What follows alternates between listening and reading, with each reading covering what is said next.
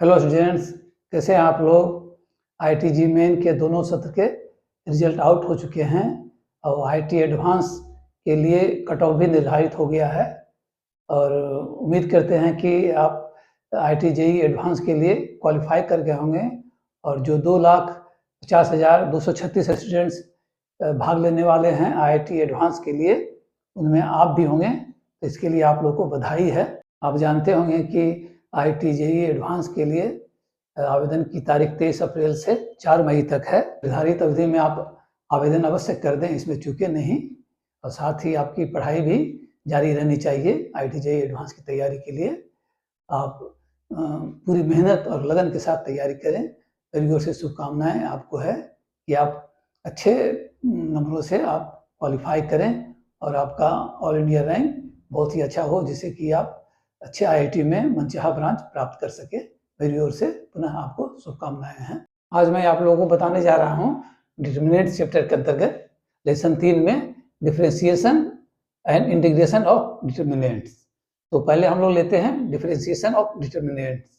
इसमें दो पार्ट हो जाते हैं, सेकेंड ऑर्डर डिटरमिनेंट और थर्ड ऑर्डर डिटरमिनेंट का डिफरेंशिएशन, क्योंकि 12th के कोर्स में यही है। तो पहले लेते हैं डिफरेंशिएशन ऑफ डिटरमिनेंट्स। तो कंसिडर करते हैं सेकेंड ऑर्डर डिटरमिनेंट का। हमने लिखा है let second order determinant equal to delta equal to, अब ये डिटरमिनेंट हो गए, अब इसके एलिमेंट्स हो गए A11, A12, A21, A22। तो ये जो रो है, फर्स्ट रो है, इसलिए हमने R1 लिख दिया। ये सेकेंड रो है, इसलिए हमने R2 लिख दिया। अब ये जो है element where Aij is function of x for all value of ij। कहने का मतलब कि ये जो एलिमेंट्स हैं A11, A12, A21, A22, these are all of function of x। अब नेक्स्ट स्टेप में क्या करेंगे, इसका वैल्यू हम निकाल लेंगे। तो this will be delta will be equal to A11, A22 minus A21 and A12। Further हम क्या करेंगे, इसे हम डिफरेंशिएट कर देंगे, इसलिए मैंने लिखा differentiate delta with respect to x we get. इसे डिफरेंशिएट करने के बाद हमें ये मिल जाएगा। वो क्या है, delta dash equal to A11 dash into A22 plus A11 into A22 dash minus A21 dash into A12 minus A21 into A12 dash. तो इसे डिफरेंशिएट करने के बाद हमें ये मिला। अब इसे हम इस रूप में अरेंज करेंगे कि हम इसे डिटरमिनेंट के रूप में लिख सके। तो हमने अरेंज किया है, तो फर्स्ट पार्ट ये हो गया और सेकंड पार्ट ये हो गया। तो इस पार्ट को हम लिख सकते हैं इस डिटरमिनेंट के रूप में और इस पार्ट को लिख सकते हैं इस डिटरमिनेंट के रूप में। तो हमारे पास क्या आ गया, differentiation of determinant equal to, तो फर्स्ट डिटरमिनेंट जो आया उसके एलिमेंट्स हो गए A11 dash, A12 dash, A21, A22 plus second determinant है उसके एलिमेंट्स हो जाएंगे A11, A12, A21 dash, A22 dash.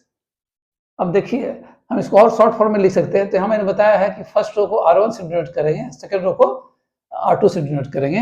तो इसे हम लिख सकते हैं इस रूप में delta equal to R1 R2।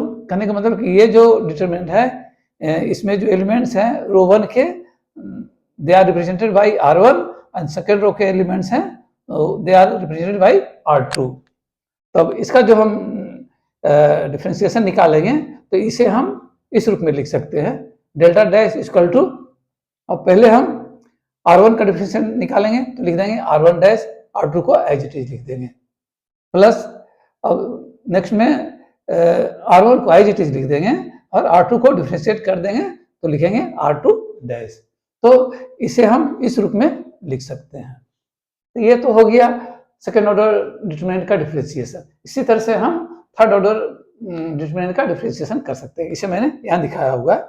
Similarly for third order determinant if delta equal to, अब ये जो डिटरमिनेंट है इसमें रो 1 के elements are represented by R1, second row के elements are represented by R2, third row के एलिमेंट्स रिप्रेजेंटेड बाय R3। अब इसे डिफरेंशिएट करेंगे तो डेल्टा डैश इक्वल टू, अब इसी पैटर्न में करेंगे तो पहले R1 को डिफरेंशिएट करेंगे तो लिखेंगे R1 डैश, R2 R3 को एज इट इज लिख देंगे प्लस नेक्स्ट डिटरमिनेंट जो होगा उसमें R1 को एज इट इज लिख देंगे, R2 को डिफरेंशिएट कर देंगे तो हो जाएगा R2 डैश और R3 एज इट इज रह जाएगा। प्लस थर्ड डिटरमिनेंट जो होगा उसमें R1 R2 as it is रहेगा और R3 को डिफ्रेंशिएट कर देंगे तो लिख देंगे R3 डैश। तो इस प्रकार हम सेकेंड एंड थर्ड ऑर्डर के डिटरमिनेंट को डिफ्रेंशिएट कर सकते हैं। यहाँ मैंने आप लोगों को बताया डिफ्रेंशिएट अलोंग रोज, इसे आप डिफ्रेंशिएशन अलोंग कॉलम्स भी कर सकते हैं। अब देखें, चाहे सेकंड ऑर्डर हो या थर्ड ऑर्डर का डिटरमिनेंट हो, हम इसे कॉलम के अलोंग भी डिफ्रेंशिएट कर सकते हैं। इसलिए मैंने लिखा we can differentiate third order determinant along columns. यहाँ थर्ड ऑर्डर मैंने लिख दिया, लेकिन सेकंड ऑर्डर के लिए भी होगा। तो if determinant of third order is this one in which elements are represented by C1 C2 C3।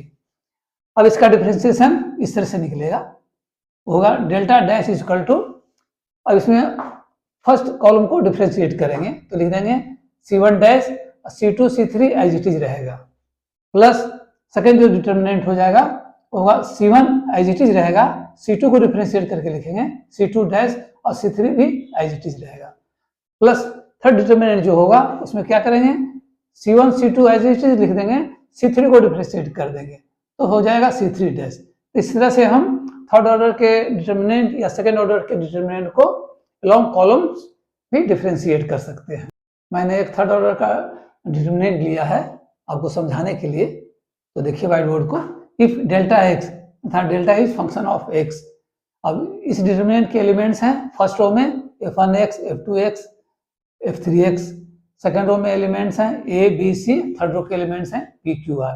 तो फर्स्ट रो के जो एलिमेंट्स हैं f1x f2x f3x, these are all function of x, लेकिन a b c p q r जो है वो constants हैं, इसलिए मैंने लिखा where a b c p q r are constants.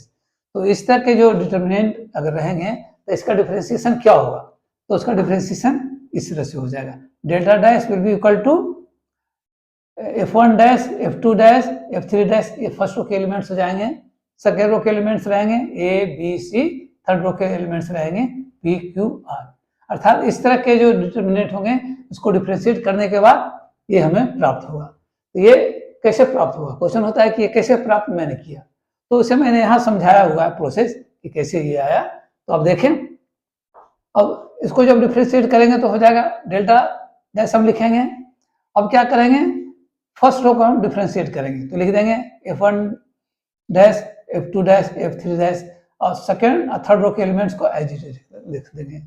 अब प्लस, अब सेकेंड जो डिटरमिनेंट होगा उसमें क्या करेंगे, फर्स्ट रो के एलिमेंट्स को एज इट इज लिख देंगे और सेकेंड रो के एलिमेंट्स को डिफरेंशिएट कर देंगे तो आ जाएगा 0 0 0, और थर्ड रो के एलिमेंट्स को एज इट इज लिख देंगे। प्लस थर्ड डिटरमिनेंट जो होगा उसमें क्या करेंगे, फर्स्ट रो और सेकेंड रो के एलिमेंट्स को एज इट इज लिख देंगे, हमने एज इट इज लिख दिया, और थर्ड रो के एलिमेंट्स को हम डिफरेंशिएट कर देंगे, तो चूंकि ये कांस्टेंट्स हैं तो इसलिए 0 0 हो जाएंगे। तो अब इसको जब गौर से देखेंगे तो पाएंगे कि सेकेंड डिटरमिनेंट्स के सेकेंड रो के एलिमेंट 0 0 हैं, उसी तरह के थर्ड डिटरमिनेंट्स के थर्ड रो के एलिमेंट्स 0 0 हैं। तो हम जानते हैं कि किसी भी डिटरमिनेंट के किसी भी कॉलम या रो के सभी एलिमेंट्स अगर 0 हो तो उसका वैल्यू 0 होता है, अर्थात ये सेकेंड डिटरमिनेंट है इसका वैल्यू 0 हो जाएगा। उसी तरह से ये थर्ड डिटरमिनेंट है उसका भी वैल्यू 0 हो जाएगा। तो हमारे पास बच जाएगा क्या, तो हमारे पास ये वाला बच जाएगा। तो delta dash will be equal to determinant in which elements are, first row में f1 dash f2 dash f3 dash, second row में एलिमेंट्स हो जाएंगे a b c, third row में एलिमेंट्स हो जाएंगे p q r। तो इस तरह से ये हम अचीव करेंगे। अब जाने इंटीग्रेशन ऑफ डिटरमिनेंट्स, तो इसमें दो पॉइंट्स को जानना जरूरी है, these are very important points.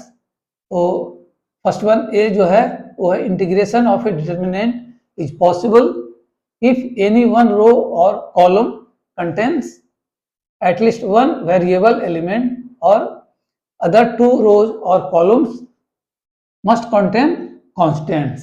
कहने का मतलब कि अगर ये डिटरमिनेंट है तो इसमें कोई भी एक रो या एक कॉलम में वेरिएबल एलिमेंट्स होना चाहिए और अदर टू रोज और टू कॉलम्स में कांस्टेंट होना चाहिए एलिमेंट्स के रूप में, तभी इंटीग्रेशन पॉसिबल है।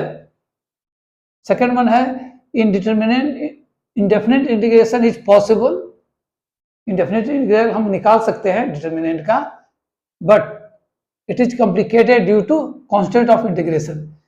मतलब कांस्टेंट ऑफ इंटीग्रेशन जो आता है इंटीग्रेशन करने के बाद उसको फिर एडजस्ट करना थोड़ा मुश्किल होता है, जिसके कारण ये कॉम्प्लिकेटेड हो जाता है।